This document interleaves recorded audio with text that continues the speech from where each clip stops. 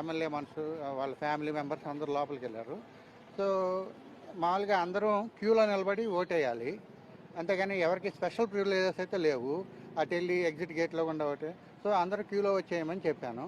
So వాళ్ళ అనుయాయులతో వాళ్ళు వచ్చి ఆయన ఓటేసి బయటకు వచ్చిన తర్వాత వాళ్ళు చెప్పినట్టున్నారు. దగ్గరకు వచ్చి దురుసుగా మీరెవరు అట్లా మాట్లాడటానికి అని ఇంకా ఏదో అన్నారు, బూతులు అట్లా కూడా. నువ్వు ఎట్లా బతుకుతావా అని అట్లా దెబ్బేశారు. నేను spur of the moment, I don't have any plan to hit or something. Spur of the moment నేను కూడా వేసాను. ఇక్కడికి వచ్చిన తర్వాత తెలిసింది నాకు, కొట్టినట్టు కూడా నాకు తెలియదు. కానీ ఇక్కడ చెప్పారు మీరు కూడా కొట్టారండి. ఓకే, అయ్యి ఉండొచ్చు. సో తర్వాత పోలీసులు రావడం జరిగింది. నేను సార్ నేను ఓటేసే బయటకు వస్తానండి అని చెప్పితే వీళ్ళు పోలీసులు నన్ను ఎగ్జిట్ గేట్లో కూడా లోపలికి తీసుకెళ్ళి నా చేత ఓటేయించి మరలా బయటికి తీసుకొచ్చి, అంటే వీళ్ళు బయట వాళ్ళందరూ నన్ను అప్పటికే బాగా కొట్టేస్తున్నారు.